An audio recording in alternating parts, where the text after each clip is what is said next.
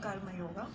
So when I was before getting into the Yoga Institute for Yoga, my understanding of karma had a very negative connotation, as if anything bad you do and bad thing happens to you. However, today, as I understand, Karma Yoga is all about doing your duty without any attachment to the results. This essentially has two aspects to it. One is the dharma, which is your duty, and the second is the work which you do, which is the action part. So, Karma Yoga is essentially through which you can get spiritual enlightenment, maybe get more clarity in terms of your purpose in life.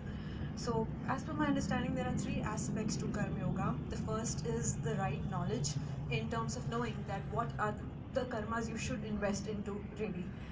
The second is faith in the higher reality that whatever you do, you will get where you want to eventually, where you're meant to be.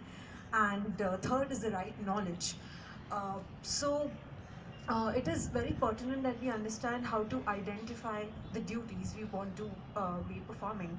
And the surest way of doing that is through knowing our roles which we perform in society, the different roles, be it a daughter, be a mother, be it a manager, be a leader, uh, whatever, be a president. So our duty is always in cognizant with the role we perform. The second aspect to it is the prioritization. So by now we've heard it, but I think we need to reiterate to ourselves again and again that the highest duty we have is towards ourselves. Uh, it becomes very critical to do that and not selfish, as our culture, especially Indian culture, calls it very selfish to think of yourself before others. Because unless you really do that, you cannot really take care of others.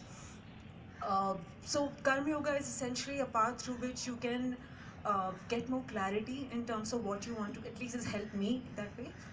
And yes, go into your spiritual fulfillment. Thank you.